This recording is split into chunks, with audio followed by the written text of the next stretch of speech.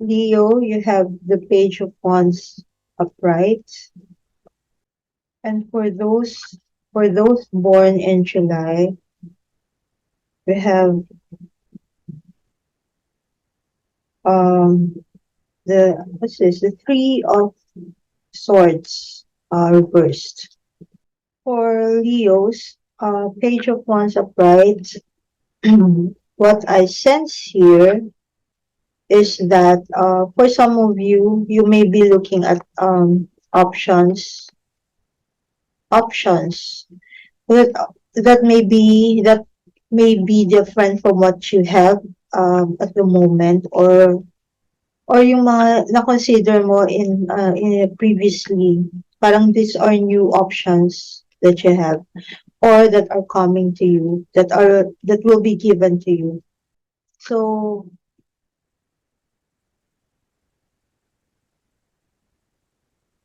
you may have you know expectations about this new opportunities.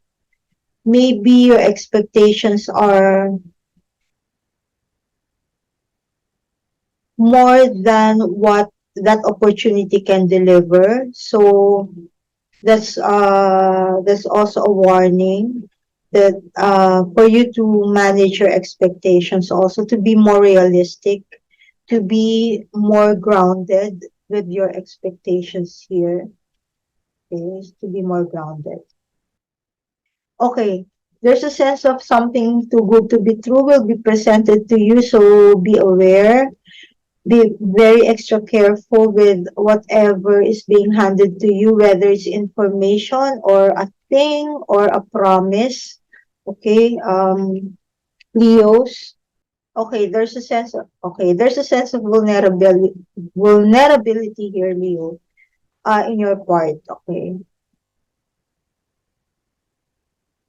even though you present yourself as a tough nut, but some people can see through you, that you can be trusting. Okay, you can be trusting with their words. So ask for evidences. First of all, ask for evidences and testimonies if it's a remedy or a formulation, like some sort of a health fix. So ask for a testimonial, read through the ingredients and the certifications, whatever. Just be very careful with, whatever is being suggested to you from even though these people are quite familiar to you, pero just be prudent and practice or observe due diligence also. If it's about a career that is presented to you, what I sense here, Leos, to be honest, parang it's not going to give you the money that you or the compensation that you're expecting. It's going to demand a lot of work from you, pero compensation-wise, parang wala. Or at least it's going to take a while before meron kang return on investment at least, okay? So it's going to demand a lot from you, a lot of creativity from you, a lot of inputs, but the return-wise, it's not going to compensate whatever you put into it, okay? So be aware of that also. The card is saying to only accept things or offers from people who have proven track record. Okay, so the card is emphasizing that to you, to be very, to practice due diligence. Okay, the card is also advising you, but it's more of a warning, Leos, to yung savings mo, to be very mindful of your savings. Somehow there's about your savings or your ipon or your investments, that you really need to be very careful about. Maybe some people are looking at you with this intent of abusing your generosity, or wanting to partake of your resources. They're looking at you from this perspective na you have a lot, without really, thinking, without that conscientiousness na you've worked hard for whatever you have, di ba? So really be aware of your surroundings, because here what this is showing is that you are just looking at a specific direction. Okay. At this time, you might not be very, cautious about your surroundings. And during this time of, sabihin na nating, hindi naman scarcity, but well, some people around you are suffering from scarcity or from lack. So some are targeting you here. Okay. It's not I it's not that I want to cause panic, okay, Leos, but just be aware of, to be more self-aware at this time, okay, and to be not to be trusting, okay. Um Protect yourself also, and your resources, that is emphasized here,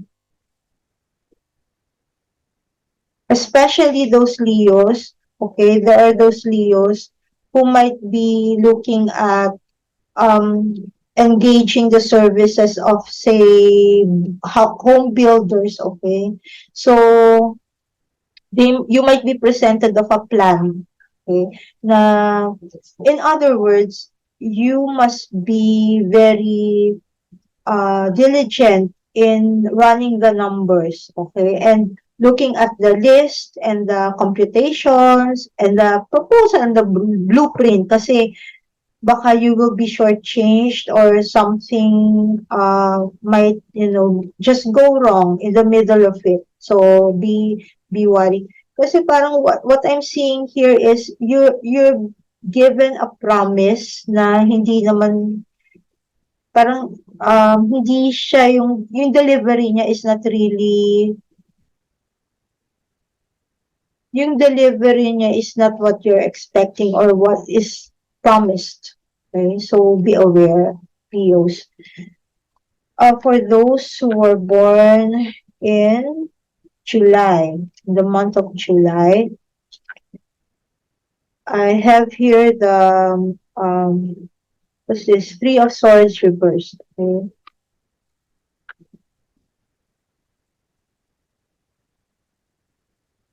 Okay. What this is telling me is there will be minor, sabihin na natin hiccups or disappointments during this time of August. But I feel that these are just very minor. And some people around you, I hope it's not you, but external figures or external energies that might blow up a situation, blow situations out of proportion. Um, this minor disappointments might be, like magnified by other people, or they might, ano yon, parang, sabihin na sususulan ka to look at this situation as something major, something catastrophic, which is not, and which should not be, okay? There are some words circling around you, or some, sabihin natin, gossips din siguro, or rumors, gossips, and yung mga naysayers din, na their words are like poison, no? Poison arrow. Okay. The card is just advising you not to be affected too much, or not to protect yourself, okay? To protect your emotions at this time. and not to listen to too much gossip or too much in uh, parang wag papadala sa mga hearsays, lalo na yung mga walang basis na pag-uusap. Okay? Again, like the Leo card,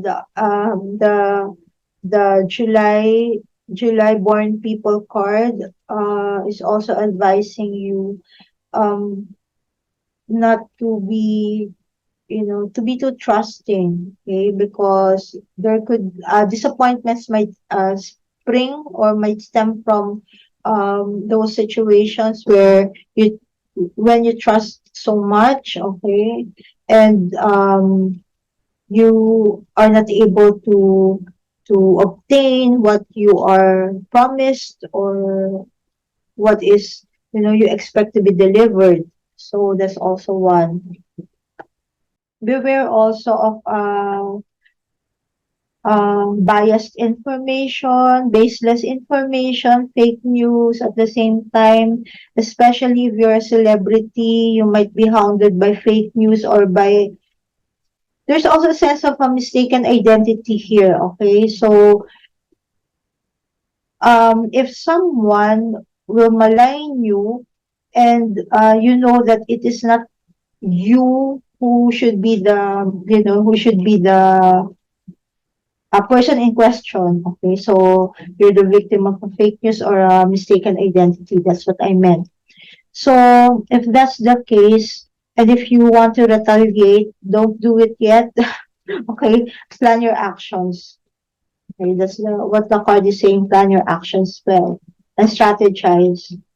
Don't be too impulsive with your words also. Although it's not suggesting you not to fight back. Of course, you have to defend yourself because the card is saying to protect your emotions. So part of it is defending yourself, right?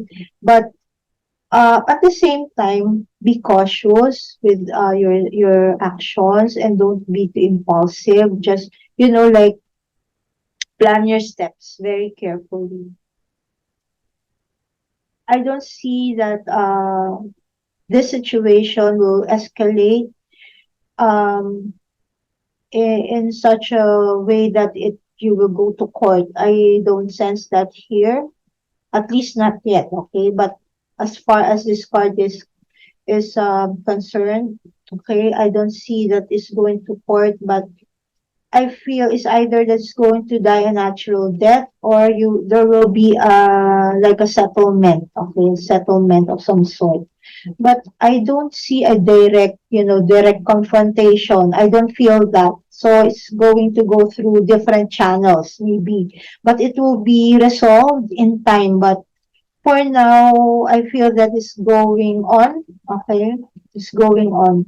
But it's not something major, and you should not take heart also. You should not be, try not to be too affected by it. Okay?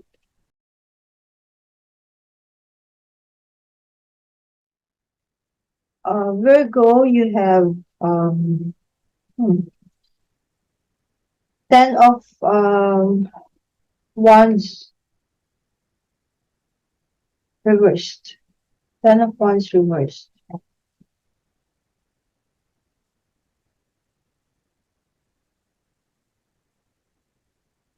And for those born on August, you have um 7 of cups upright. What I sense here, Virgos, okay. There's a forward movement, and sometimes backward movement. So it's like you making 2 steps forward and making a half step backward. But I think it's okay because during this time, there's some sort of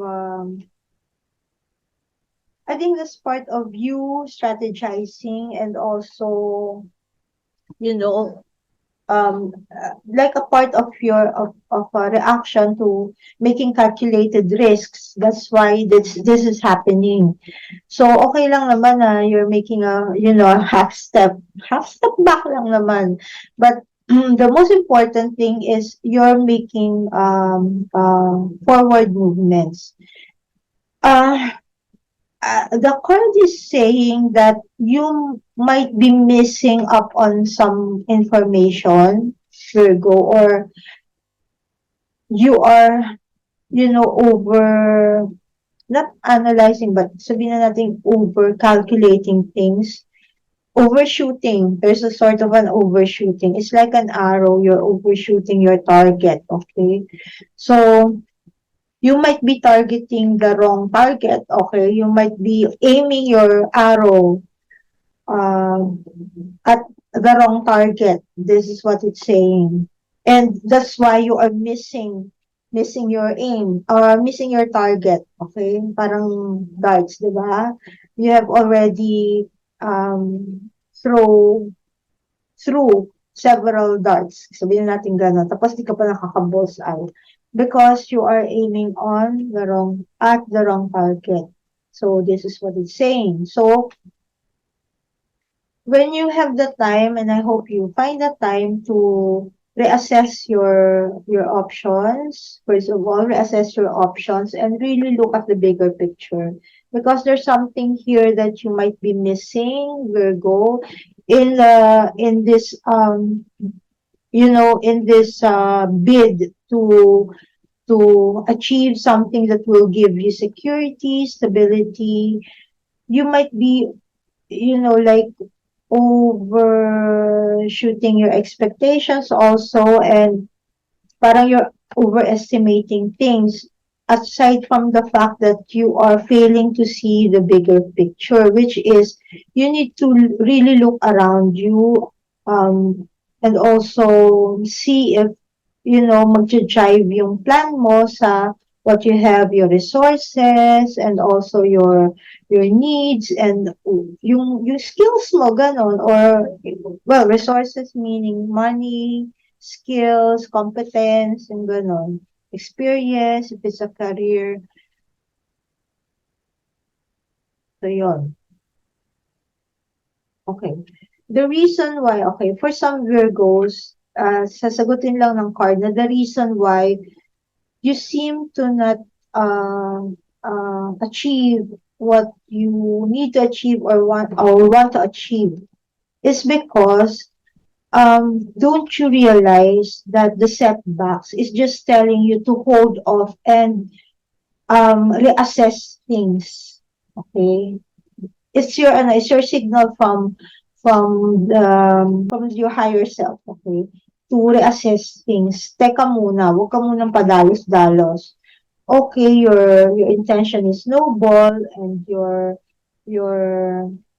your direction is good, okay? Your choice of direction is good, but wait a while, you need to think things over, because that may not be the best option for you.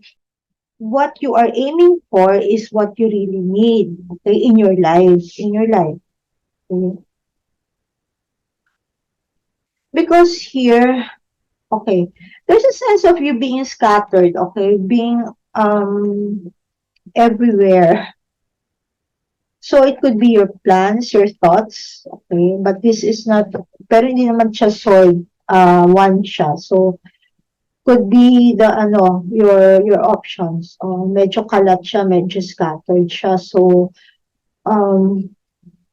okay, for some Virgos, I sense that you will be talking with several people with regards to your options, with regards to what you want to happen in your life for the next 6 months to 6 years. Okay, so that's what I'm getting.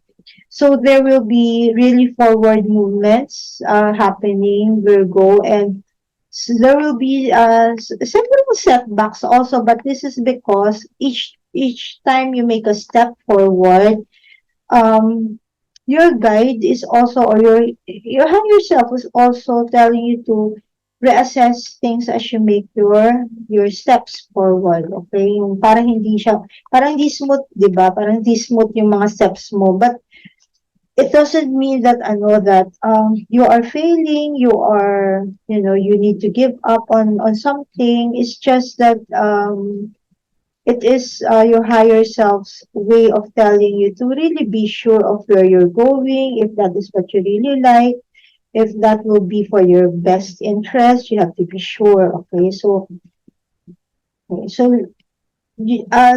are your signs. So heed those signs, okay? Don't be disappointed about the setbacks. For those who are born in the month of August, the Seven of Cups. For the Seven of Cups, again, is talking about the options that are being presented to you. And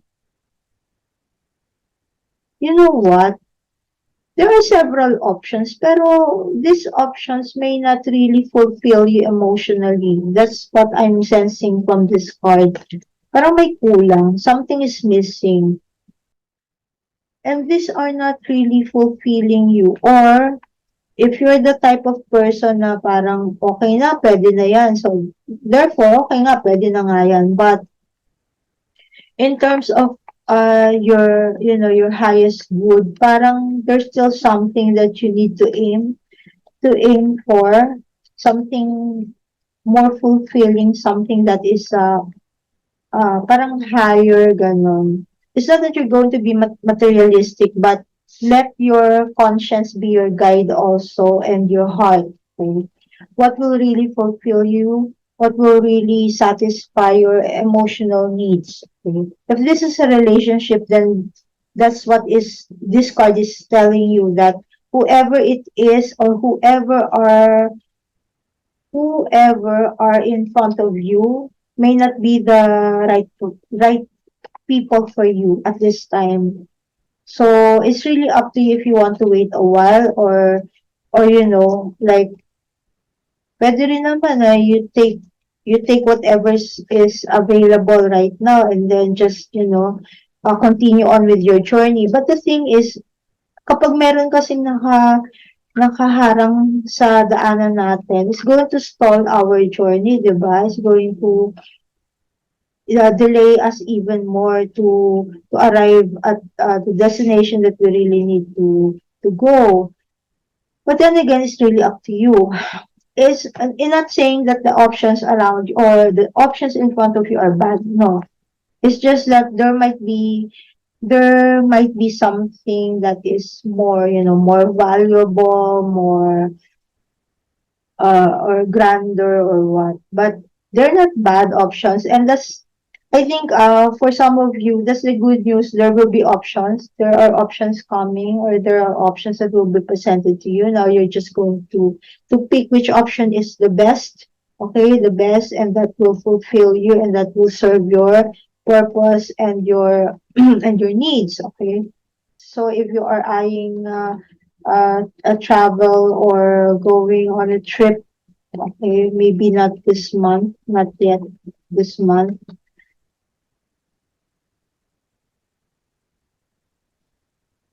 Maybe short distance travel, but not the long distance travel. So that's what I have for you. The Tower, upright. Those who are born in September, you have the Eight of Wands reversed. Okay. What I sense here right off the bat is this first message is about a relationship. Okay. There could be a separation, that's for one, or you might realize that the other person or your potential partner is not the right person for you. And you have come to this conclusion because I think it's more of it is for your own good, I think. But there's some conflicts around you. There are some conflicts around you regarding this relationship, conflicts, and There could be some people who are against it, who are against your relationship also. Could be also your children or their children. That's also one possibility. Or I also sense that for some of you, some older family members, they're not really against the relationship, but I think there's some sort of a burden or something related to this. If you're going to be in a relationship with that person, there's going to be some sort of a burden, probably health burden or what. So there's also for some of you, there's also a sense of, you know, parang age difference between the two of you.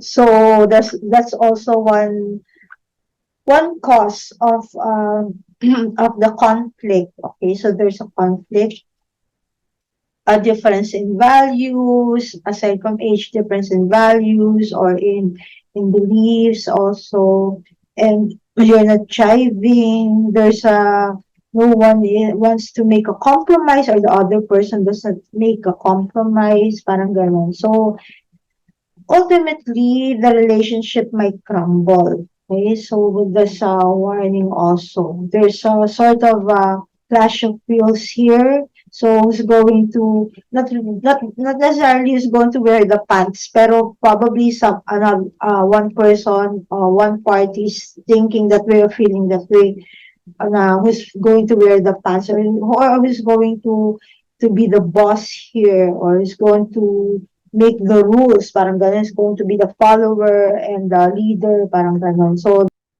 in the context of a relationship, parang there's a, sort of a silent ano na silent conflict na brewing between the two of you. So the card is asking you to make the initiative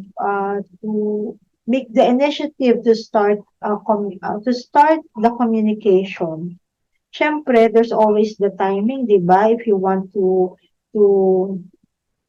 was this initiate a communication between the two of you. There's always the time you just can't say na hey mag-usap tayo, hindi naman gano'n. But maybe ask the other person also. It's also a respect of their space, of their time, of their readiness. Okay, but at least you initiate the communication if your situation is yung parang may silent conflict na nga because that's what the card is showing, may silent conflict. Hindi kayo nag-uusap. And it's going to cause the breakdown of your relationship. Okay? This could also pertain to to a career or a company or a business na all the stakeholders are not, they have certain or they have their own they have their own activities na or motives or intents na they're not really talking na. So I think somebody must step up and initiate dialogue among the stakeholders because the business might be at the brink of a collapse na without you knowing it, diba? So there's also one. This could also, pertain to war, okay? So that's how I feel, but I don't want to delve into it because it's kind of heavy. Um,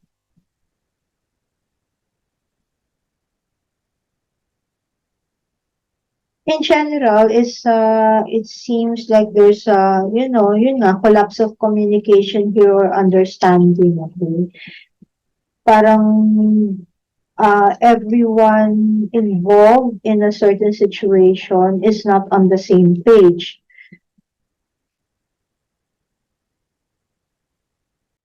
If it's you who is aware of this, then you are in a better position. Why? Because you can rebuild the tower. Okay? You can rebuild the tower, excuse me, in your own terms, okay? Which means you can rebuild it or build a new tower for your own, have it, remodeled, refurbished, and make it stronger for your own good. I Okay, there's a sort of a key here, like key, susi. Okay, like you don't have the key.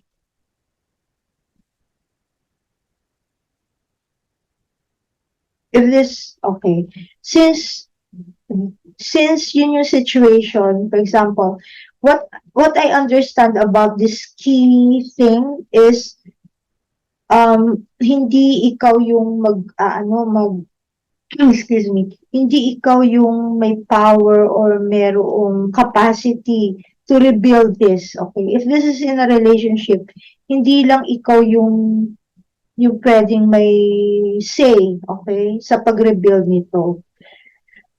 One solution that I am seeing here is you build a new relationship, okay? If this is irreparable already, maybe you need to build a new relationship or just let it be the relationship, this relationship, because you don't have the key. That's what I'm hearing. You don't have the key. So this is inevitable, okay?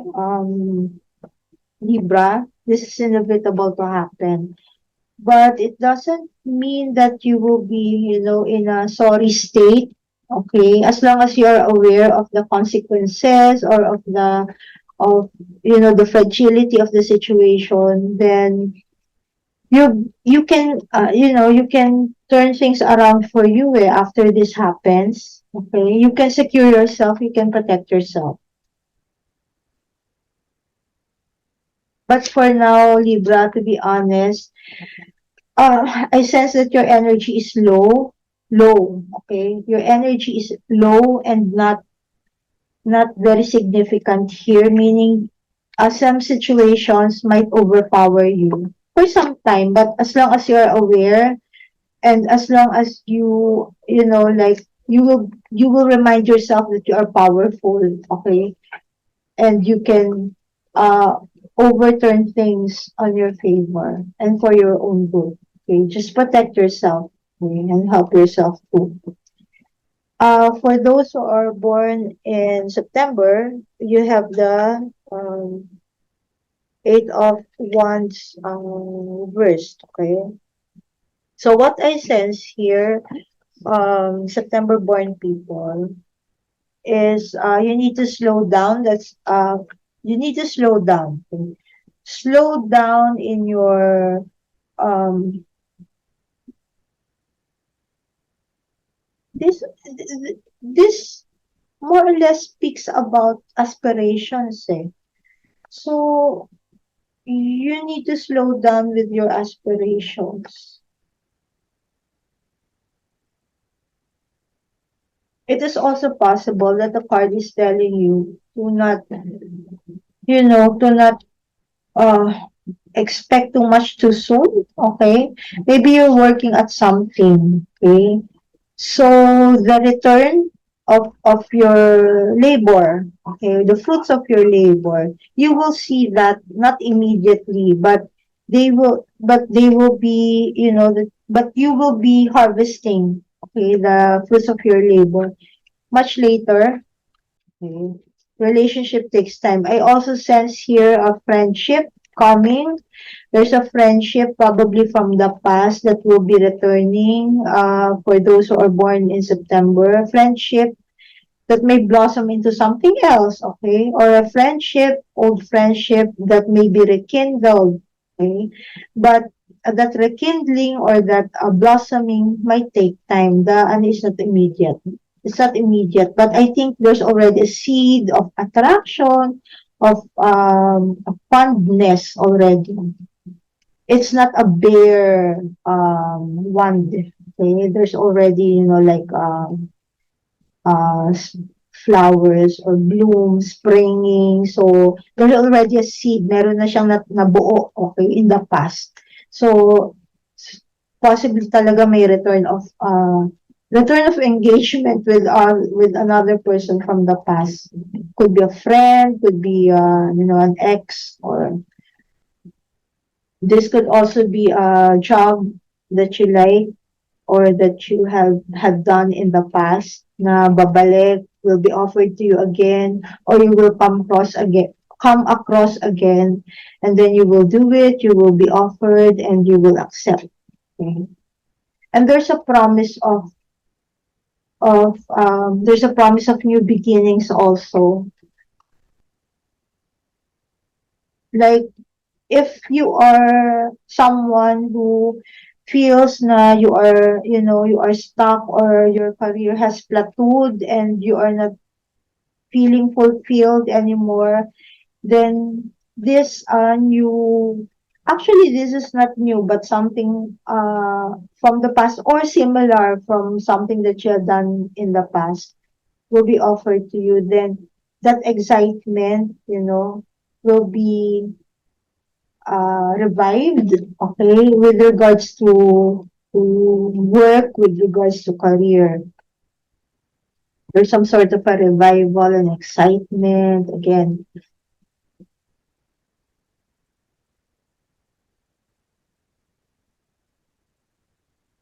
I feel that not yet, no, not soon, but there's a travel, incoming travel also.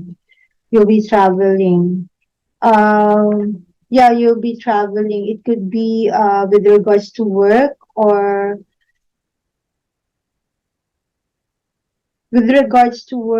to meet someone, a potential partner, or through this travel you will be meeting your partner, your future partner. That's also what the card is showing. Okay, so that's what I have for you.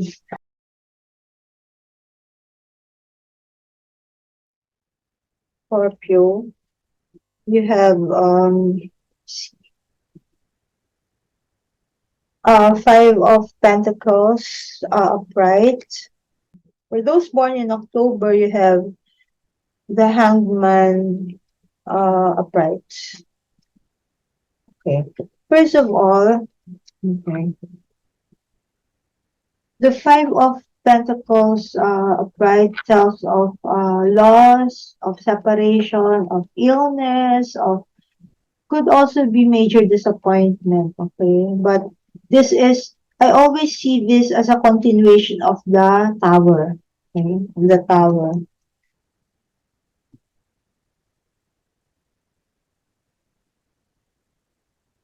But this two figures here, after falling from the tower, they stood back up, and ano, um, they're going to heal. They're going to repair themselves. Okay, that's the most important thing, di ba? Yung tumayo after a fall, di ba?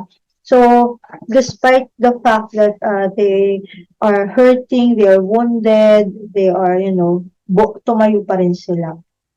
There's, okay, what I sense here is, hindi, for those who feel hopeless, okay, the card is saying there's hope. Okay, there's hope. Like you have this, despite the fact na, very dark around you here, dark, you're still walking on stable ground, okay, stable ground, and you still have this lighting your way. Okay? So you are being guided to the right direction for you to be able to heal, to recall if you've lost something. Okay, may it be business, may it be whatever, may it be your health, your family, or may it be your career. You will you will recoup, okay, whatever you've lost. Okay? And you will be directed to the right path to be able to heal, okay, and to be able to stand up again, to be strong, okay, because here you have this, okay, and okay, this serves as your as your lamppost, okay. she's a good ano, kasi parang when you see lamppost, parang it's also coming from from the divine, from your angels, like uh, divine light or guidance, parang angels, coming from the angels, guidance from the angel. And you have this stable ground, even though it's covered with snow, because that's how you feel right now. You feel alone, could be you feel alone, you feel like desolate or what. Still, you're walking on something. It's not water, like may when you say water kasi ang tinutungtungan mo or nilalakaran mo, there's a sense of there's a sense of instability. But this one, very temporary, still solid ground is just covered with snow. So in time, the snow will melt and this will be transformed into a solid ground again. So everything will be okay. So in other words, the card is saying that this is temporary, even though you might feel that this is not temporary, like it feels like it's going on and on and on. No, there's going to be an end to this. Okay, there's a promise of redemption here. Okay, there's a promise of redemption here. In fact, you know what I see here? The Holy Trinity. Okay? If you're a Catholic, the Holy Trinity, or if you're not a Catholic, the the divine blessings. So okay, so don't lose hope. This is not a hopeless card actually. Even though for some readers, parang ano na siya, parang yun nga, loss and all. Pero this signifies hope. Kaya lang medyo may dadaanan ka talaga ng kaunti. Pero very temporary energy, Scorpio. For those born in, see, October, you have the hangman upright. Okay. Okay, this is also temporary energy for those of you born in October, temporary energy, and although not comfortable, okay? Not comfortable, pero the hangman here, even though the position is not comfortable, being hanging, di ba, from a tree, parang the good thing about this hangman is um, this person or this figure makes do with the situation. Meaning, hindi siya nagko-complain. I don't mean to say na pag merong adversity, huwag kang magko-complain. Hindi naman gano'n, 'di ba? Kung that's your way of coping sa situation, yung mag-complain, then it's really up to you. Pero what I'm just trying to say, ito yung strategy niya, yung hindi siya nagko-complain, making do of the situation, trying to get by, trying to be, as comfortable as the person can or the figure can. Even though yun nga, hindi comfortable yung situation. The card is showing that this is, like the Five of Pentacles card earlier. See? Parang napaka-gloomy, like, parang destitute, diba? For some of you, you have this fear of missing out on opportunities, and it's going to cause sort of a depression also, like you're going to self-sabotage, okay, because of this, I might miss out on something. Well, that is not really the case. Sometimes you also need to rest, okay? You also need to experience this. Why? Because first of all, it can make you stronger, or you will become more self-reliant because here you're relying on your own. Like, how are you going to get out of this? Okay, of this situation here, you're hanging upside down. So, paano mo papakawalan yung sarili mo? So, it's really a challenge. But again, this has a purpose for your own growth. Okay, so maybe this is just, a few of the times that you have experienced this.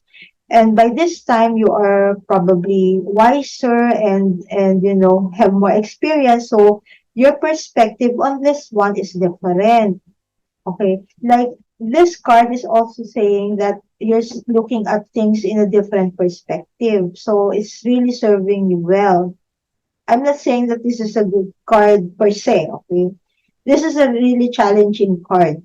Pero it's also serving you, a good purpose. But the thing is, there's a challenge here is that you don't have to stay this way for a long time. You can only, if you need to brood over something, like brood over it like for 1 day, 2 days. It's not easy, okay? It's not easy, but that's why that's a challenge, okay? That's a challenge. That's how life is challenging us. Okay, so that's what I have for you.